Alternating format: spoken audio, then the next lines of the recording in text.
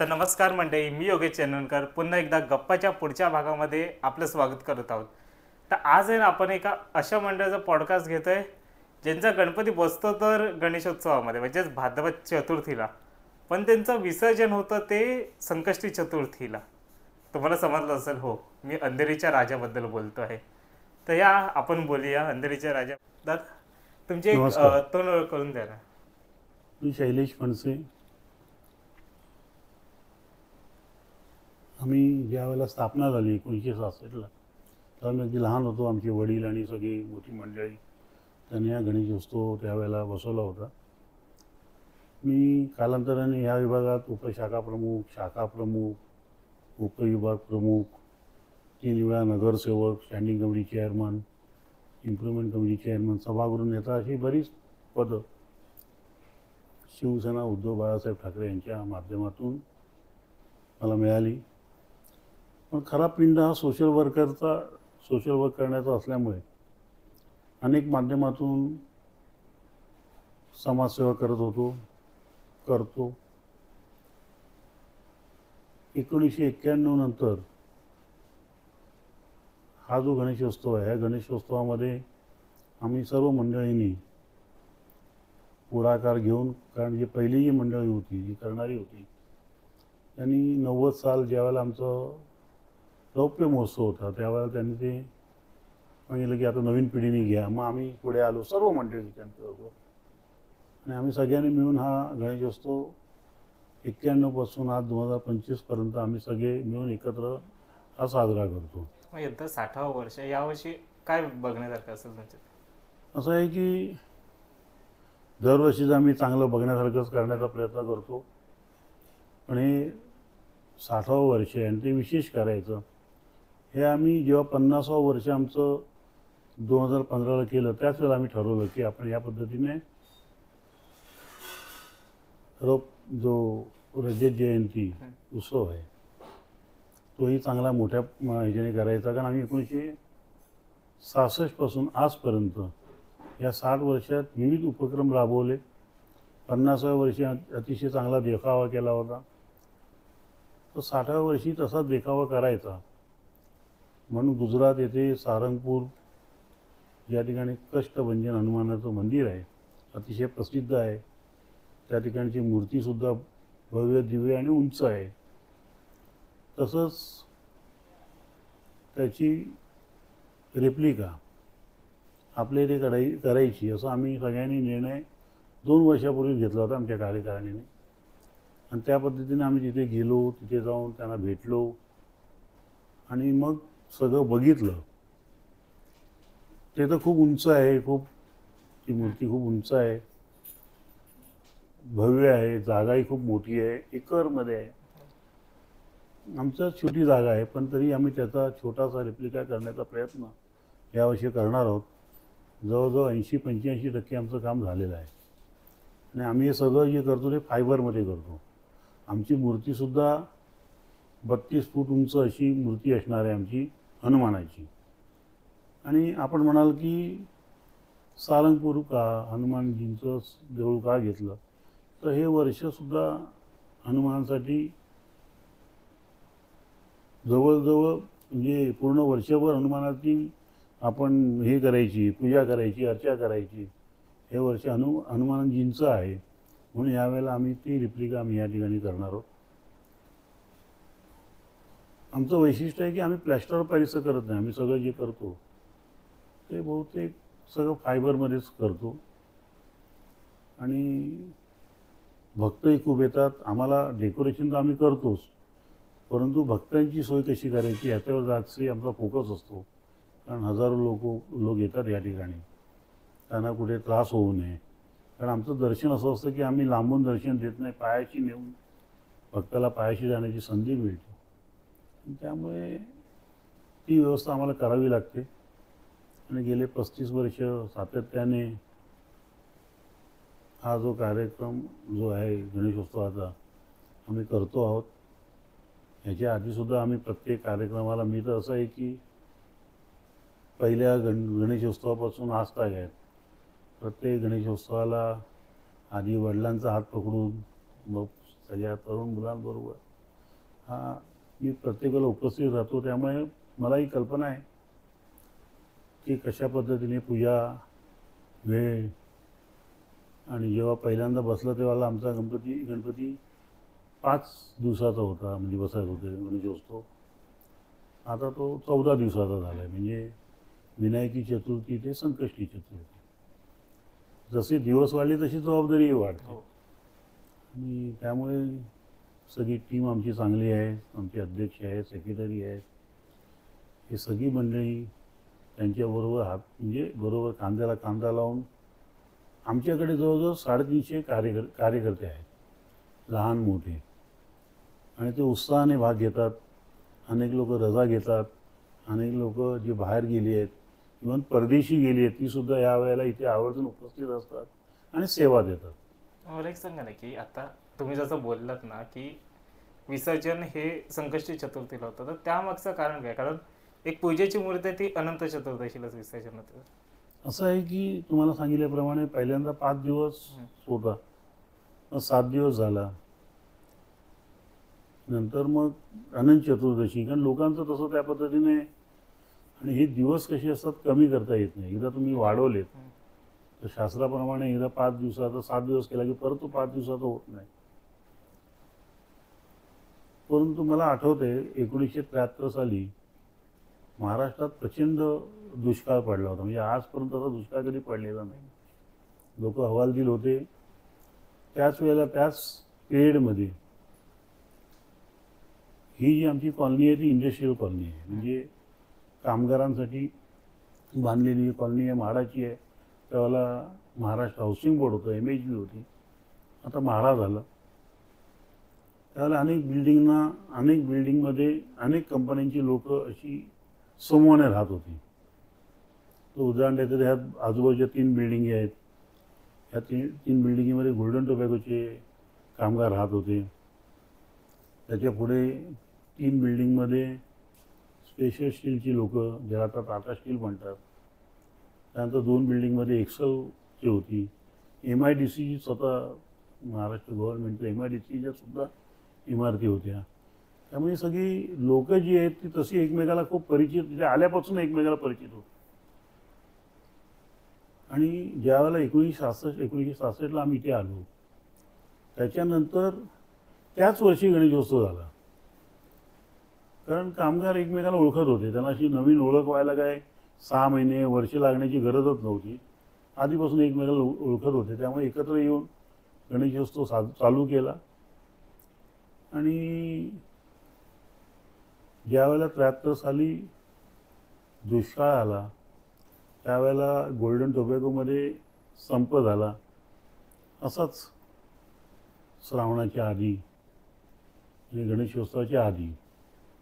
त्याचप्रमाणे स्पेशल स्टीलमध्ये सुद्धा अशीच भांडणं झाली. लोक घरी होती, हवालदिल झाली होती. एका बाजूला दुष्काळ, एका बाजूला संप, घरात उत्पन्न नाही, महागाई बाहेर वाढली होती. अशा वेळेला सर्व कामगार एकत्र आले, सगळ्या कंपनीचे, की तू देवाकडे त्यांनी प्रार्थना केली, आम्ही अनंत चतुर्दशीला विसर्जन करतो, परंतु यावेळेला ते सगळे संप मिटले आणि व्यवस्थित पाऊस वगैरे सगळं झालं. त्याला जवळजवळ 1 वर्षामध्ये सगळं व्यवस्थित झालं. पुन्हा एक सगळं कामगार एकत्र आले, आपापसातली भांडणं मिटली. पाऊसही 74 साली चांगला पडला. आणि मग त्यानंतर मात्र जसं यांनी मागणी केली होती बाप्पाकडे, त्या वर्षी म्हणजे पुढल्या वर्षी अनंत चतुर्दशी ऐवजी अजून 4 दिवस जास्ती, म्हणजे संकष्टी चतुर्थीला विसर्जन करायला सुरुवात केली. खरं म्हणजे हे पूर्ण मुंबईत पहिल्यांदाच असं होतं. आणि लोकांनी त्याला स्फूर्त साथ दिली. नुसती साथ दिली नाही, आम्ही पूर्ण अंधेरी पश्चिममधनं ह्याची मिरवणूक, लोकांचं डिमांड वाढलं प्रत्येक ठिकाणी, नाही आम्हालाही दर्शन घ्यायचं आहे करून आम्ही अंधेरी पूर्ण. तसं बघायला गेलं तर आमच्या मंडपापासून समुद्र 5 किलोमीटरच्या आत आहे. सरळ गेलो तर मला वाटतं आम्ही लवकर पोचलो असतो. परंतु आता आम्हाला जवळजवळ 12 तासाच्या पेक्षा जास्त वेळ लागतो. तरी सुद्धा लोक उत्साहाने असतात, लाखोच्या संख्येने असतात. अनेक नवस लोक बोलतात. आणि संकष्टी चतुर्थीचं वैशिष्ट्य असं आहे की चंद्र दिसल्यावरती लोक उपास सोडतात. हो. परंतु चंद्रोदयाची वेळ काही असो, जोपर्यंत ह्या गणेशोत्सवाचं म्हणजे गणपतीचं दर्शन घेत नाही तो पण लोक उपास सोडत नाही. आणि अशा पद्धतीने वाटेवरती खूप स्वागत करतात. पूर्ण मार्गामध्ये लोकांची गर्दी असते. जे भाविक या विसर्जनाच्या मिरवणुकीत असतात त्या प्रत्येकाला काय ना काहीतरी अनेक मंडळं अनेक समाजसेवी लोक असतील, संस्था असतील, ते आपापल्या परीने त्या लोकांना कुठे साबुदाणा खिचडी, कुठे साबुदाणा वडा, काय ना काहीतरी फळं असतील असे वाटत असतात. आणि एक जत्रेचं स्वरूप या संपूर्ण अंधेरी पश्चिममध्ये मग असतं. पोलिसांनी तुमचं कोऑर्डिनेशन कसं होतं एवढं गर्दी आता वाढते तर? एक समजा आम्ही प्रत्येक वेळेला पोलीस ज्या सूचना देतील त्या सूचनांचं आम्ही पालन करतो. आणि पोलीसही आम्हाला चांगलं सहकार्य करतात. एवढंच नव्हे तर अनेक पोलीस जे इकडनं कुठे बदली होऊन बाहेर गेलेत ते सुद्धा आवर्जून या 14 दिवसामध्ये येऊन दर्शन घेऊन जातात. अनेक उदाहरणं आहेत. पोलिसांचं खरोखरच म्हणजे एवढं सगळं करताना पोलिसांची सहकार्याची खरं गरज आहे. आणि ते लोक आनंदाने देतात. म्हणजे आम्हाला अनेक वेळा ते सूचना करतात अशा ठिकाणी जा. इव्हन त्यांनी ज्या वेळेला कोरोनाच्या वेळेला सुद्धा ज्या सूचना दिल्या त्या सूचना पूर्ण पालन केलं. आणि त्यामुळे गेली अनेक वर्ष स्थानिक पोलीस स्टेशन असेल, झोनचं हे असेल, त्या प्रत्येक ह्याच्यामध्ये आम्हाला एक शिस्तबद्ध मंडळ म्हणून आम्हाला प्रत्येक वेळेला अवॉर्ड मिळालेला आहे. आणि जसं DJ वाजवायचा नाही, आम्ही पहिल्यापासून DJ वाजवत नाही आमच्याकडे. आणि आमच्याकडे ते नाशी ढोल असतात. 10 वाजल्यानंतर बरोबर 10 वाजल्यानंतर आम्ही 10 वाजेपर्यंत फक्त कॉलनीमध्येच विसर्जनाची मिरवणूक काढतो. 10 वाजल्यानंतर आम्ही मेन मुख्य रस्त्यावरती येतो. ह्याच्यात असं आहे की ट्रॅफिकला त्रास होऊ नये, लोकांना त्रास होऊ नये, त्यामुळे 10 नंतर असं ट्रॅफिक कमी असतं. आमचं वाजवणंसुद्धा आम्ही बंद करतो आणि टाळ मृदुंगाच्या तालावरती जसे पोलीस सांगतात त्या पद्धतीने आम्ही मिरवणूक वर्सोवापर्यंत घेऊन जातो. आणि वर्सोवाला गेल्यावरती जवळजवळ तिथे 7 वाजतात आम्हाला. मग पुन्हा ते वर्सोवाची कोळी समाजाची लोक त्याचं स्वागत करतात. मग ते त्यांचे बेंजो आणि हे सगळे वाजवतात. पण DJ मात्र कोणी वाजवत असेल रस्त्यावरती तर आम्ही त्याला विरोध करतो. म्हणजे DJ वाजवू नका. आवाजाचं जे प्रमाण पोलीस स्टेशनने दिलं आहे त्याच्यापेक्षा जास्त आवाज होता कामा नये. अनेक वेळेला आम्ही जेव्हा मुस्लिम वस्तीतनं जातो त्या दुकानांजवळ जातो ती लोकंसुद्धा आमचं स्वागत करतात, फटाके वाजवतात, सगळं करतात. आणि एकत्रितपणे असतात. आमच्या मंडळामध्ये पण आमचे अनेक कार्यकर्ते इतर याचे पण आहेत. कोण ख्रिश्चन आहे, कोण मुस्लिम आहे, सगळे आमच्या याच्यामध्ये सामील होतात. आमच्या मंडळामध्ये सुद्धा आहे. एकत्रितपणे आम्ही उत्सव साजरा करतो. मग आता ह्याच्यामध्ये अजून एक मंडळामध्ये तुमचं बघायला भेटलं ते म्हणजे ड्रेस कोड. आणि माझ्या मते मुंबईतलं पहिलंच मंडळ असेल की ज्यांनी ड्रेस कोड चालू केलेलं. तर ते कसं काय तुम्हाला सुचलं? असं आहे की ड्रेस कोड सार्वजनिक ठिकाणी म्हणजे आपल्या सार्वजनिक उत्सवामध्ये करणं फार कठीण आहे याची आम्हाला कल्पना होती. आम्ही प्रयत्न केला. जवळजवळ 10-15 वर्ष झाली असतील तेव्हापासून आम्ही हा करतो. याचं असं झालं की आम्ही बघितलं अनेक ठिकाणी आणि आम्ही स्वतः सगळे फिरलो या डेकोरेशनच्या निमित्ताने. आम्ही बरेच देवस्थानाची रेप्लिका केली. आम्हाला सुवर्ण मंदिराचं पण करायचं होतं पण तिकडे काही अडचण आली टेक्निकली. कारण आम्ही परमिशन घेतो आधी. आम्ही सोमनाथचं बघितलं, आम्ही साऊथची देवळं बघितली, सगळी बघितली. विशेष म्हणजे साऊथची जी देवळं आहेत तिथे आपण बघाल तर आपल्याला लुंगी घातली पाहिजे, आपल्याला त्यांच्या पद्धतीनेच जायला पाहिजे. आपण जर सुवर्ण मंदिरात गेलात तर तिथे सुद्धा तुम्हाला डोक्यावरती रुमाल ठेवूनच आतमध्ये जायला पाहिजे. कपडे घालताना सुद्धा व्यवस्थित कपडे घालूनच सुवर्ण मंदिरात आपण जायला पाहिजे. आणि कोण जातही नाही आणि कोणी प्रयत्नही करत नाही. आम्ही ज्या वेळेला व्हॅटिकनला आम्ही गेलो, बघितलं तिथे, म्हणजे ते खरं म्हणजे ख्रिश्चन समाजाचं सर्वात प्रमुख ठिकाण आहे. त्याच ठिकाणी सुद्धा ड्रेस कोड आहे.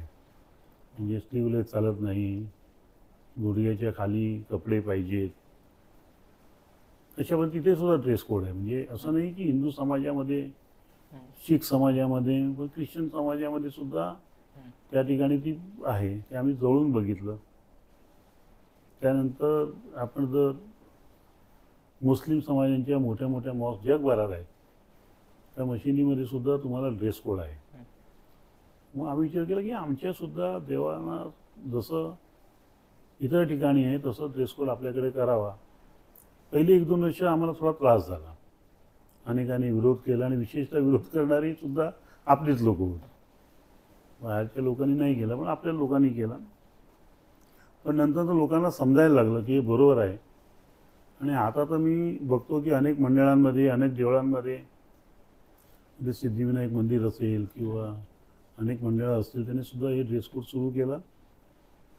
आणि एक पवित्र म्हणजे स्थान आपण जातोय, काही होऊन द्या, इतर वेळेला सुद्धा आपण आम्हाला सांगायला बरं वाटतं की ते जे आमचं स्टेज आहे, त्या स्टेजवरती सुद्धा इतर वेळी सुद्धा कोणी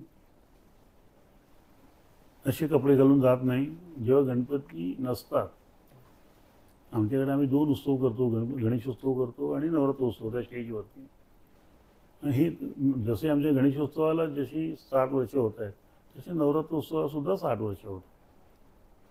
त्या ठिकाणी सुद्धा कोणी मास्क खाऊन त्याच्यावर जाणार नाही, कोणी काही अंमली पदार्थ म्हणजे काही अल्कोहोल वगैरे घेऊन सुद्धा आला असेल तरी तो स्टेजवरती वर्षभर त्याच्यावर चढणार नाही. आणि त्याची आम्ही सुद्धा काळजी घेतो. म्हणजे आम्ही पूर्ण पवित्र स्थान म्हणून आम्ही त्या ठिकाणी वर्षभर त्याचा सांभाळ करतो. आम्हाला तशा पद्धतीने सहकार्य करतो. आणि आता तर ड्रेस कोड आहे, त्या आता तर काय सांगायला लागत नाही. खरं म्हणजे मला खूप चांगलं वाटतं की आताची जी युवा पिढी आहे, ती युवा पिढी खरोखरच चांगल्या पद्धतीने, म्हणजे पूर्वी काही असेल पण आता मात्र व्यवस्थित लोक आपलं कपडे परिधान करून येतात आणि त्या ठिकाणी बापाचं दर्शन घेतात. आता मला एक सांग की तुमची बरेच वर्ष झाली ती मूर्ती एकसारखीच आहे. मग तुमच्या कधी आता जी नवीन पिढी आहे ती कधी बोलले नाही की एक मूर्ती मोठी करूया किंवा काही पोज चेंज करूया असं? तुम्हाला एक सांगतो, संस्कार असतात. आता ही आमची जवळजवळ 3री-4थी पिढी आता हे काम करते आहे. बघता आपण चालला तर तुम्हाला बघायला मिळेल, लहान लहान मुलापासून मोठ्यापर्यंत. पण विशेषतः युवा पिढी आहे ते सुद्धा नाही. गणेश जे गणपतीची मूर्ती आहे त्याची उंची जास्ती नको. आमची 8.25 फुटाची गणपती आहे. आमचा स्वतःचा साचा आहे. आम्ही तो कोणाला दुसऱ्याला करून देत नाही. आमची मूर्तीला सुद्धा कोणाला तशी पद्धतीची मूर्ती करून देत नाही. आम्ही TM रजिस्ट्रेशनसुद्धा केलेलं आहे. आणि पहिल्यापासून आमचा एक ठरावच आम्ही करून घेतला आहे की मूर्तीची उंची वाढवायची नाही. करोनामध्ये आमचे माजी मुख्यमंत्री उद्धव साहेबांनी आवाहन केल्याप्रमाणे आम्ही 4 फुटाची मूर्ती सेम तशीच बनवली. पण आम्ही ठेवताना मात्र ती एका क्रेनवरती त्याला उंच जागा करून ठेवली. त्यामुळे सर्वसाधारणपणे उंचीसुद्धा तेवढीच राहिली. आम्ही तुम्हाला सांगतो, सरकारी सूचना ज्या असतील त्या सूचना आम्ही पाळण्याचा प्रयत्न करतो. त्यावेळेला माननीय उद्धव साहेबांनी आवाहन केलं होतं मुख्यमंत्री म्हणून की करोनासाठी आपल्याला मदत करायची आहे, सगळ्या मंडळांनी मदत करा. तर पहिलं मंडळ आहे की ज्यांनी त्यावेळेला 5 लाख रुपये मुख्यमंत्री निधीला दिले. की नाही, शेवटी कर्तव्य समजलं आम्ही की नाही आपलं कर्तव्य आहे. देशावर संकट आले म्हणजे आपण त्या संकटाला समोर जाताना आपलाही काहीतरी हातभार असावा, सरकारवर नुसतं विसंबून राहू नये. आणि हे प्रत्येक वेळेला होतं. म्हणजे कधी समजा दुष्काळ आला, कधी शेतकऱ्यांचं काही नुकसान झालं, तर आमच्या मंडळांनी नेहमीच अशा वेळेला हिरिरीने भाग घेऊन आम्ही त्यांना मदत केली आहे. आजही आम्ही खेड्यापाड्यात जातो, जे आमच्याकडे कोण कपडे देतात, कोण काही वस्तू देतात, काही लोक तर तुला करतात, वह्यांची तुला करतात. मग आम्ही दुर्गम भागात जातो, ज्या मुलांना याची गरज असते त्या मुलांना, त्या तिकडच्या लोकांना त्या भेटी आम्ही देत असतो. अजून एक गोष्ट तिथे बघितली ती म्हणजे देणगी काय काय वेळेला तिथे ना सेलिब्रिटीजची नावं होती, ते काय होतं? नाही काय होतं आहे बघा, तुम्ही जर बघाल तिथे तर आम्ही या संपूर्ण परिसरात कुठेही राजकीय बॅनर्स कुठे काही आम्ही लावत नाही. बरोबर. जरी सेलिब्रिटी आले तरी सेलिब्रिटी त्यापुरती तेव्हापुरतीच असतात. पण आम्ही स्वतः कधी जाहिरात करत नाही की आज आमच्याकडे ह्या सेलिब्रिटी येणार आहेत किंवा त्याचे फोटो कुठेतरी पेपरमध्ये द्यायचं, असं आम्ही काम नाही करत. आणि बहुतेक सगळी मंडळ असेच करतात. पण कसं आहे की हा विभाग जो आहे लोखंडवाला आहे, जीव आहे, त्यामुळे सेलिब्रिटी ते राहतात, त्यांच्या भावना आहेत, ते येतात, भेट देतात, निघून जातात. पण त्यांच्यासाठी असं विशिष्ट काही आम्ही असं काही सोय जी सर्वसाधारण भक्तांना जी गरज आहे सोय आहे तशीच आम्ही त्यांच्यासाठी हे करतो. लोकही येतात आणि त्यांनाही आवडतं. आता एक सेलिब्रिटी परत परत येणार नाही जर त्यांना जर वाटलं की ते काहीतरी वेगळं चुकीचं होतं आहे.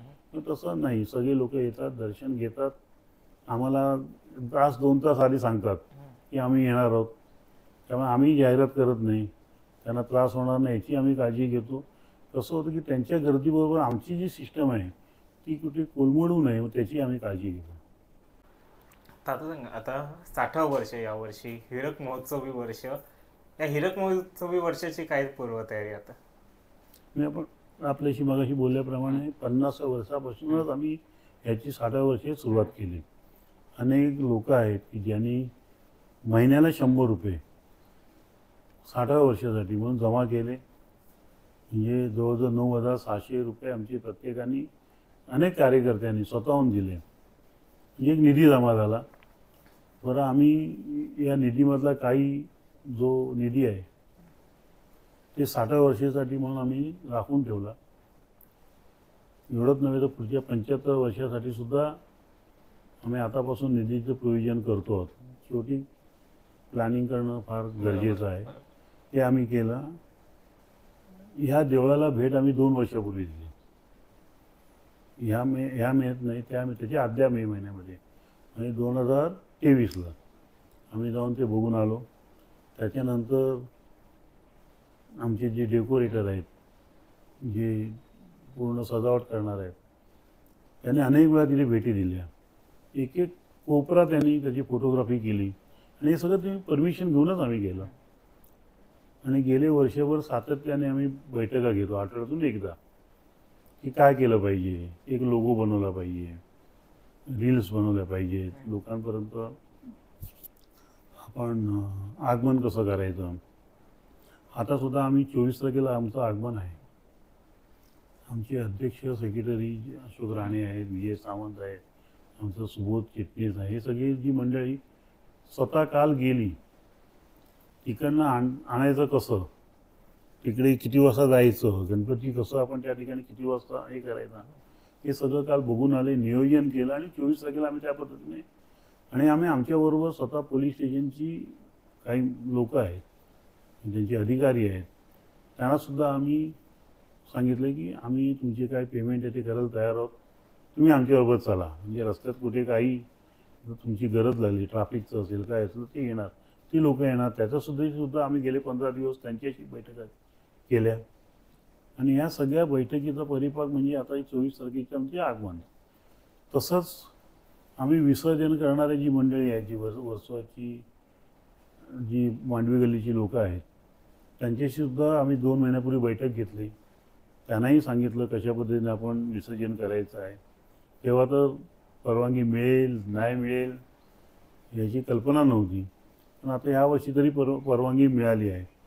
आणि खरं म्हणजे मुंबई शहराचं वैशिष्ट्य आहे उंच मूर्तींचं. जरी आमची मूर्ती 8.25 फुटाची असते तरी आम्ही लहानपणापासून आम्ही बघतो, गणेश गल्ली असेल, चिंतामणी असेल, ते खूप भव्य दिव्य अशा मूर्त्या असतात.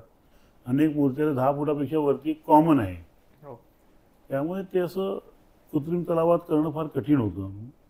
आम्हालाही आता आमची जी मूर्ती आहे, आता बऱ्याच वेळेला असं होतं की मूर्ती तुम्ही जी उंचीची ठेवता त्याची उंची पुन्हा कमी करता येत नाही. म्हणून त्यावेळेला आम्ही निर्णय घेतला की 8.25 फूट वाढवायची नाही, का वाढवली की परत ती दरवर्षी वाढवावी लागेल. आणि एवढी मोठी मूर्ती शाडूच्या मातीची करणं फार कठीण आहे. आम्ही प्रयत्न केला होता. आमच्या छोट्या मूर्त्या सगळ्या ज्या पूजेची आहेत ती सगळी शाडूच्या मातीची पहिल्यापासून आहे, पण त्याचंसुद्धा वजन खूप असतं. ह्या मूर्तीचं प्लॅस्टर ऑफ पॅरिसची असली तरी वजन खूप असतं. आणि आमच्याकडे वर्सोवाला एक अतिशय चांगल्या पद्धतीने विसर्जन करतात. आत खोल जाऊन करतात, म्हणजे जिथे आणि खाडीमध्ये करतात की जिथे मासेमारी होत नाही. सगळ्यांचं ऑब्जेक्शन असं असतं की पाणी खराब होईल, मासे मरतील, पण खोल समुद्रात आम्ही जात नाही. खोल समुद्र जिथे आहे तिथे आम्ही जात नाही, तर जिथे जवळच आहे, जिथे सातत्याने बोट वाहतूक चालू असते, त्यामुळे माशांचा प्रश्न येत नाही, अशा ठिकाणीच ते मांडवी गल्लीचे वर्सोवाची लोक करतात. आणि त्यामुळे ही तयारी जी आपण म्हणतात, ही तयारी आम्ही खूप वर्षापासूनच, म्हणजे पहिल्या वर्षापासून तर आम्ही बैठका घेतो, बारीक बारीक गोष्टीचा आम्ही विचार करतो. कोणी कुठे उभं राहायचं, कोणी लोकांचं, जे लोक येणार त्यांना कशा पद्धतीने आपण जायचं, लोकांची लाईन कुठपर्यंत येईल त्यापर्यंत आपण मंडप बनवायचा, लोकांना पावसाचा त्रास नको, लोकांना उन्हाचा त्रास नको, अशा पद्धतीने करतो. आणि ह्यावेळेला सुद्धा जसं आम्ही गेले अनेक वर्ष लाईव्ह टेलिकास्ट आम्ही सर्व चॅनलला करतो, बरेचसे चॅनलला होतं. आणि त्यामुळे लोक जी सिनियर सिटीजन आहे, जे येऊ शकत नाहीत, त्यांना आम्ही सांगतो घरातून दर्शन घ्या. आरती तुम्हाला आम्ही डायरेक्ट लाईव्ह करतो, त्यामुळे घरात बसून सुद्धा तुम्ही आरती करू शकता. ही सोय त्यांच्यासाठी आपण केली. बाहेर रस्त्यावरती LED लावतो, म्हणजे जाणाऱ्या येणाऱ्या लोकांना सुद्धा LED वरती दर्शन होऊ शकतं. उरलेली लोक आहेत ती दर्शनाला त्या ठिकाणी येतात. आपल्या माध्यमातून मी सगळ्यांना आवाहन करेन की पहिले काही दिवस जेव्हा लोकांची गर्दी कमी असते, कारण लोकांच्या घरी 1.5 दिवसाचा गणपती असतो, 5 दिवसाची असतात, गौरी विसर्जनापर्यंत गर्दी नसते, त्यावेळेला येऊन दर्शन घ्या, म्हणजे तुम्हाला सुद्धा त्रास होणार, कोणालाही त्रास होणार नाही बघताना. नंतर लोक एकदम जी गर्दी करतात तेव्हा लोकांना मग 3-4 तास थांबावं लागतं. आणि आमचाही नाईलाज असतो, सगळेच आमची ओळखीचे असतात, प्रत्येकाला पुढे नेणं आम्हालाही कठीण होतं.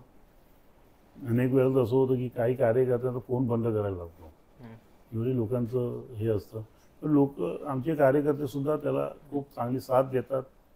ते सुद्धा असं कोणाला मध्ये आणणं वगैरे असं काही करत नाही. आणि त्यामुळे आम्हाला ते काम करणं सोयीचं जातं.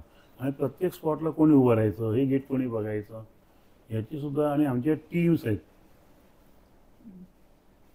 24 तास, म्हणजे आमच्या 4 टीम असतील तर 6-6 तास तिथे उभे राहून मूर्तीजवळ उभे राहतात, बाहेर उभे राहतात, रांगा लावतात. अशी आम्ही टीम बनवतो. टीममध्ये येण्यासाठी सुद्धा लोकांची खूप हे असते की नाही आम्हाला करायचं आहे, म्हणजे कार्यकर्त्यांची कमी नाही. म्हणजे एक शिफ्ट अशी आहे की रात्री 12 वाजल्यापासून सकाळी 5 वाजल्यापर्यंत, पण त्या शिफ्टसाठी पण लोक तयार असतात. नाही आम्ही जागे राहू. दुसरी असते 5 ते 10 असते, मग 10 अशा आमच्या सगळ्या शिफ्ट असतात. आणि त्या प्रत्येकाची एक टीम असते, एक टीम लिडर असतो, त्यांचासुद्धा एक कलर, त्यांचे जे कपडे आहेत ते सुद्धा त्या विशिष्ट म्हणजे आम्हाला कळतं की हा बा कुठच्या शिफ्टचा आहे. अशा पद्धतीने आम्ही काम करतो. अजून एक गोष्ट ही बघितली आहे की आता एंट्री करताना एक तो द्वार होता गणपतीचा, तो सांगा ना, ती बांधण्यामध्ये काय होतं? तर द्वार म्हणजे कसं आहे की जसं तिथे देवळामध्ये आहे, म्हणजे आता सारंगपूर घ्या, पूर्वीचं आपलं आम्ही सिद्धिविनायक टेम्पल केलं आहे, आम्ही पालीचं तर बल्लाळेश्वर मंदिर 2 वेळा केलं आहे. तिकडे जशा पद्धतीची गेट असतात त्याच पद्धतीचं गेट आम्ही इथे करतो. त्या देवाला जेवढे दार असतील, 2 असतील, 3 असतील, तर रेप्लिका म्हटलं म्हणजे तसं आहे तसंच आपल्याला करणं फार क्रमबद्ध आहे. आणि मग आम्ही त्या पद्धतीने आम्ही करतो. त्यामुळे गेट असं प्रत्येक वेळेला वेगळं असतं, आज एक गेट वेगळं, ते गेट वेगळं. आणि ह्यासाठी कायमस्वरूपी आठवण राहावी ह्या कॉलनीमध्ये, म्हणून महापालिकेच्या वतीने आम्ही एक गेट त्या ठिकाणी, जिथे अंधेरीचा राजा चौक आहे त्या चौकात आम्ही त्यावेळेला महापालिकेच्या माध्यमातून त्यावेळेला करून घेतलं. आणि ते गेट करण्याचं असं आहे की, आणि आजही म्हणजे आपल्याला आश्चर्य वाटेल, कोणताही माणूस ज्यावेळेला निघतो, कोणत्याही बिल्डिंगजवळ निघून द्या, तो येताना आणि जाताना गेटमधनंच आत जाईल आणि गेटमधनंच बाहेर जाईल. कारण त्याची श्रद्धा अशी आहे की बाप्पा वरती आहे, या गेटमधनं जाणं म्हणजे, आणि आपली चांगली कामं होतात, एक लोकांची श्रद्धा आहे. आणि त्या गेट अतिशय, आणि आम्हाला महापालिकेने त्यासाठी चांगली साथ दिली. इवन फंडसुद्धा, त्याला मी नगरसेवक होतो त्यावेळेला फंडाचं सुद्धा प्रयोजन केलं. स्वतः कमिशनरांनी भेट देऊन जागा बघितली आणि ते गेट केलं. आणि आज अशा पद्धतीची अनेक गेट पूर्ण मुंबई भरत आहेत. ज्या ठिकाणी BST बस जात नाही, ज्या ठिकाणी वाहतूक कमी असते, अशा ठिकाणी गेट बनवायला परमिशन त्या देत होते आणि त्या पद्धतीने अनेक गेट झालेले आहेत. आणि सर्व समाजाची झाले, असं नाही की फक्त गणपतीचं, सगळ्या समाजाची आहे. मुस्लिम असेल, सगळ्यांची आपापल्या कमानी बनवल्या. त्यामध्येही आमची कमान बनवली. तर वर्षभर अंधेरीच्या राजाची आठवण राहावी, लोकांना कळावं की हे गेट हे अंधेरीच्या राजाचं आहे. एक पवित्र भावना घेऊन लोक तिकडनं येतात, जातात. अनेक गोष्टी आहेत. त्या गेटबद्दल सांगायचं म्हणजे अनेक लोक मुद्दामून सुद्धा त्या गेटमधनं जातात, कोणत्या चांगल्या कामाला जातात. ही भावना आहे, श्रद्धा आहे. अजून एक वैशिष्ट्य मूर्तीचं ते म्हणजे सुवर्ण मुकुट, त्यामागची गोष्ट सांगा. असं आहे की त्यावेळेला मला वाटतं तुमचा सुवर्ण महोत्सव होता, त्याच्या आधी आपण काहीतरी करावं बाप्पासाठी म्हणून सगळ्यांची भावना होती. अनेक लोक तयार होते, आम्ही देतो, आम्ही करतो. परंतु आम्ही असं न करता आम्ही सर्वांचा सहभाग त्याच्यामध्ये घेतला. म्हणजे गरीब जे असतील त्यांनी 1 ग्रॅमसुद्धा सोनं त्यामध्ये दिलेलं आहे. असं करून आम्हाला त्याला जमा व्हायला, कारण आमची अट होती की एकदम सगळ्यांकडनं घेणार नाही, कोणाकडनं घेणार नाही, आम्ही लोकांकडनं घेऊ. 2 ते 3 वर्ष आम्हाला लागले ते सोनं जमा करताना. आणि ते सोनं कोणी 1 ग्रॅम, कोणी 2 ग्रॅम, कोणी असं करून करून करून ते आम्ही ह्याच्यामध्ये जवळजवळ 3-3.25 किलोचं ते सोनं लागलं आम्हाला त्यावेळेला. म्हणजे आजपासून 12-13 वर्षापूर्वीच असेल. त्यावेळेला सोन्याचा भाव पण तसा प्रत्येक वेळेला जास्तीच असतो. म्हणजे ज्या वेळेला 60 साली 85 रुपये तरी सुद्धा 85 पण त्यावेळेला खूप जास्ती होते. आणि आता तर आकडा 1 लाखाच्या पार गेला आहे. पण तरीसुद्धा त्यावेळेला आमचं झालं एक 3-3.25 किलोचं आमचं सोनं त्या मुकुटामध्ये, त्याच्यामध्ये डायमंड लावले. आणि त्यात गुजराती समाजी लोकांचे काही लोकांनी नाही आम्ही हा बनवणार, आमच्या म्हणजे कारागिरी आम्ही करू, पण आम्ही बोलू नये असं नाही. पण त्या लोकांनी सुद्धा याच्यामध्ये चांगली मदत केली. ती जी पिढी आहे ती गुजराती समाजाच्याच लोकांची, यांच्याकडनं आम्ही करून घेतलं. पण कारागीर मात्र बंगालचे होते. म्हणजे गणेशोत्सवाला सगळ्याच लोकांनी साथ दिली आहे. आणि आता तर असं झालं आहे की अनेक गोष्टी येतात, मग आम्ही असते असते कधी गळ्यात चेन, कधी अंगठी, कधी काय असं गोष्टी आम्ही कोण ना कोणतरी डोनेशन देतात, चांदी देतात. मग चांदी देताना मग आम्ही ह्यावर्षी निर्णय असा घेतला की चांदीचं मूर्ती जवळजवळ 7 किलोची तशाच पद्धतीने आपली बनवून ठेवायची. तर अनेक वेळेला कोणत्याही आमचे अनेक कार्यक्रम असतात. म्हणजे आझादनगर सार्वजनिक उत्सव समिती जवळजवळ सगळे कार्यक्रम उत्सव करतात. गणेशोत्सव, नवरात्रोत्सव, आमची दिवाळी पहाट असते, आमचं दहीहंडी असते. त्याच्यानंतर आमचे क्रिकेटचे सामनेसुद्धा आम्ही घेतो, मुली सगळे. आम्ही प्रत्येक गोष्टीमध्ये आम्ही काम करतो. पण त्यावेळेला आशीर्वाद असावा म्हणून एक चांदीची मूर्ती आम्ही त्यावेळेला बनवली आहे. यावेळेला तुझं येईल, मला वाटतं पहिल्या दिवशी ती मिळेल असं दिसतंय. आणि ही सगळी चांदीसुद्धा देवाला अर्पण झालेली. आम्ही कोणत्याही गोष्टीचा लिलाव करत नाही, आम्ही विकत नाही. साधे नारळ जरी म्हणालो तर नारळसुद्धा ह्या अंधेरीचं वैशिष्ट्य आहे. इथे नारळाचा चढावा देतात, म्हणजे नारळाचा नवस असतो. तो नवस सगळेच, कोण 1 नारळापासून ते 1000 नारळापर्यंत लोक नवस बोलतात आणि त्या ठिकाणी येतात.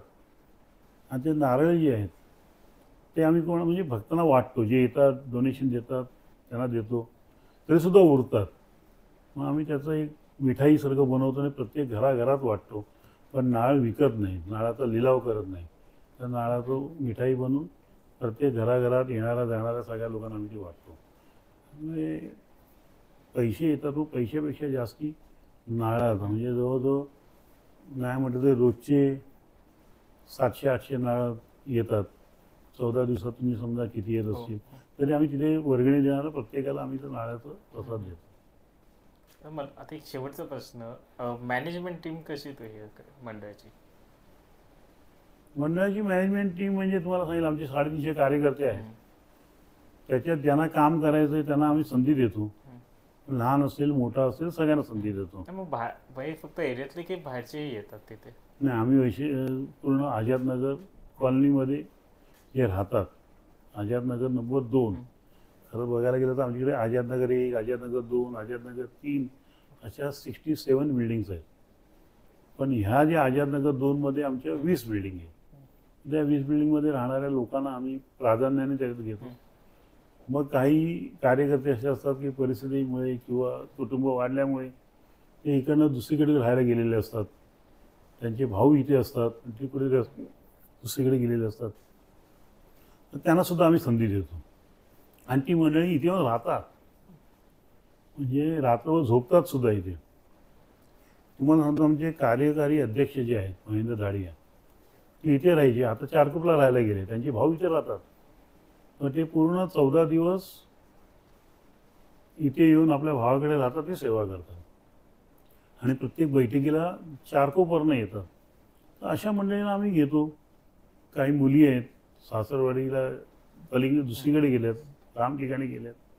त्यांना सुद्धा असं वाटतं की नाही, आम्हाला आमचा माहेरचा गणपती आहे, त्यांच्या भावना आहेत, त्यांना सुद्धा आम्ही काम करण्याची संधी देतो. ते आधीच सांगतात मी येणार आहे, 14 दिवस काम करायचं आहे. आणि काम म्हणजे कसं असतं, बरीच कामं असतात. प्रसाद वाटण्यापासून, प्रसाद बांधण्यापासून, तिथे मूर्तीचं संरक्षण करण्यासाठी. कारण आम्ही कार्यकर्त्यांना सक्त ताकीद दिली की कोणत्याही परिस्थितीमध्ये धक्काबुक्की करायची नाही. आम्ही स्वतःच CCTV लावलेत, म्हणजे आमच्या कार्यकर्त्यांना ह्याच्यावरती पोलिसांच्या सूचनेनुसार. आणि आम्ही स्वतःच CCTVचं प्रयोजन केलं आहे. गर्दीचं सुद्धा आम्ही CCTVवरती बघत असतो. आमचे प्रमुख कार्यकर्ते आपल्या मोबाईलवरती त्याचं सातत्याने त्याच्यावरती लक्ष ठेवून असतात. कुठे काही चुकीचं घडत असेल लगेच आम्ही त्या ठिकाणी जातो, थांबवतो. अशा पद्धतीने कोणी भांडणं झाली, काय लाईनी होतात, ते असतं पुढे मागे. आणि आमची लोकं नसतात, बाहेरची लोकं असतात. मग तिकडे जाऊन समजवणं. आमच्याकडे आम्ही पोलीस चौकीची सुद्धा व्यवस्था करतो, की पोलिसांचं तिथे असायला पाहिजे. आमच्याकडे नानावटी हॉस्पिटलची सुद्धा ॲम्ब्युलन्स डॉक्टरसहित पूर्णपणे तिथे उभी असते. ती सुद्धा त्या ह्याच्याकडे बघत असतात. आमच्या कॉलनीतनं जी मुलं मुली डॉक्टर झाले आहेत, ते सुद्धा सेवा देण्यासाठी या ठिकाणी येतात. त्यांची सुद्धा एक व्यवस्था आम्ही करतो, म्हणजे कोणाला काही त्रास होऊ नये ते बघतो. एवढंच नव्हे तर गर्दी जी असते विसर्जनाला, तर त्या गर्दी भक्त जी असतात ते खूप हिरीने भाग घेतात. त्यांच्यावरती काही संकट आलं, त्यांचा काही ॲक्सिडेंट काही झाला गर्दीमध्ये, तर आम्ही त्या सगळ्यांचा विमासुद्धा काढला आहे. म्हणजे आम्ही तर मदत करतो, पण विमा म्हणून त्यांचीसुद्धा पॉलिसी आम्ही काढलेली आहे. ज्या ह्याची आमच्या सर्व मंडळ, म्हणजे मंडपाची असेल, मंडळातले जे सामान आहे आमचं, सोन्याचा मुकुट असेल, चांदीचा हात असेल, या सगळ्या गोष्टीचा आम्ही विमा काढला आहे. आणि दिवसेंदिवस त्याची किंमत वाढल्यामुळे विम्याची प्रीमियमसुद्धा वाढत चाललं आहे. आम्ही ते सगळं बेअर करतो आणि सगळ्या व्यवस्था ठेवतो. आम्हाला गेले अनेक वर्ष जे फायर ब्रिगेड आणि त्यांच्या डिपार्टमेंटनी जे बक्षीस ठेवलं आहे सेफ्टीचं, ते आम्ही गेले जवळ सातत्याने 7-8 वर्ष ते बक्षीस पहिला नंबर आम्ही पूर्ण या सगळ्या मुंबई शहरात आम्ही घेत असतो. एखाद्या वेळेस सेकंड मिळालं असतं, पण त्याच्या खाली आम्ही कधी गेलो नाही. ती काळजी घेतो. आम्ही मुलांना ट्रेनिंग देतो. CPR असेल, ही जी आपण जी प्रथमोपचार असतात त्याचंसुद्धा एक आम्ही कॅम्पचं आयोजन करतो, ते सुद्धा आम्ही देतो. म्हणजे सगळं आम्ही करण्याचा प्रयत्न करतो. आणि ह्याच्यासाठी प्रत्येक ठिकाणी आमची वेगवेगळी माणसं ठरलेली आहेत. ते त्यांचं नेतृत्व असतं. तिथे प्रत्येक ठिकाणी आम्हाला जायची गरज पडत नाही. ते आपली टीम घेतात, तिथे काम करत असतात. त्यांना बोलवायची गरज पडत नाही. आमच्याकडे आम्ही सिक्युरिटीसाठी सुद्धा बाहेरची लोकांसुद्धा बोलवतो. म्हणजे आमची लोकं असतात, बाहेरची लोकं, त्याच्यामध्ये आम्ही मेटल डिटेक्टर असतील, तो जो गेट असतो ते गेटसुद्धा आम्ही तयार करतो. म्हणजे आम्ही सगळ्या पोलीस जे सांगतील त्या पद्धतीने आम्ही करतो. त्याने सांगितलं की हे गेट इथे बंद करा, आम्ही ते गेट बंद करतो. त्याने सांगितलं की गेट उघडा, तिथे पोलीस. त्यामुळे पोलिसांचं आम्हाला विशेषतः आंबोली पोलीस स्टेशन खूप चांगली साथ देते. आणि आमच्या विसर्जनामध्ये आंबोली पोलीस स्टेशन असतं, DN नगर पोलीस स्टेशन असतं, वर्सोवा पोलीस स्टेशन असतात, आमच्या ACP असतात. हे सगळी लोकं आम्हाला मदत करतात. आणि ते सगळी लोकं आमच्या शेवटपर्यंत, विसर्जन होतोपर्यंत शेवट पण आमच्याबरोबर राहतात. तुम्ही गणेश भक्तांना आता काय संदेश द्याल? गणेश फक्त संदेश असं देणार एवढा काही मी मोठा नाही. आपल्याला लोकमान्य टिळकांनी जे सांगितलं आहे, ज्या पद्धतीने आपला हा गणेशोत्सव व्हायला पाहिजे, सार्वजनिक उत्सव कसा करावा, त्याच्यात काय बंधनं असावी, ते त्यावेळीपासून आहेत, ती आपण पाळली पाहिजे. खरा उद्देश असा आहे की लोकांनी एकत्र यावं आणि लोकांनी एकत्र येऊन आपल्या त्यावेळेला स्वराज्याची गरज होती. त्यावेळेला लोकमान्य टिळकांनी स्वराज्यासाठी सगळ्या लोकांना एकत्र आणण्याचा प्रयत्न केला. ती जी परिस्थिती त्यावेळेला होती त्यात थोडाफार आता फरक झाला आहे. जो हेतू होता तो हेतू बदली झाला. त्यावेळेला स्वातंत्र्य लढा होता. आता असं आहे की अंमली पदार्थ आहेत. आज पिढी जी आपली ह्याच्यात हुरकळून निघते आहे, तर आम्ही आमच्या माध्यमातून तेही सांगण्याचा लोकांना प्रयत्न करतो की बाबा बाप्पा आहे, आपल्याला जे काही तुम्हाला जी शांतता हवी, शांती हवी, ज्यासाठी तुम्ही अंमली पदार्थ घेता, तर ती शांती तुम्हाला देवाच्या चरणी जर बसलात, त्याची प्रार्थना केली, तर ती तुम्हाला त्याच्यापेक्षा जास्ती मिळेल, समाधान जास्ती मिळेल. उलटं तुमचं याच्यामध्ये भलं होईल, तुमच्या कुटुंबाचं भलं होईल, हे सांगण्याचा आम्ही युवा पिढीला आणि सगळ्यांना सांगण्याचा प्रयत्न करू. ठीक आहे, धन्यवाद. इतकं तुम्ही आम्हाला वेळ दिला त्याबद्दल आम्ही आपले आभारी आहोत. आणि तुम्हाला ही कशी वाटली व्हिडिओ ती सांगा आणि गणेशोत्सवात नक्कीच या मंडळात. इतकं बोलून मी आपली रजा घेतो. जय हिंद, जय महाराष्ट्र.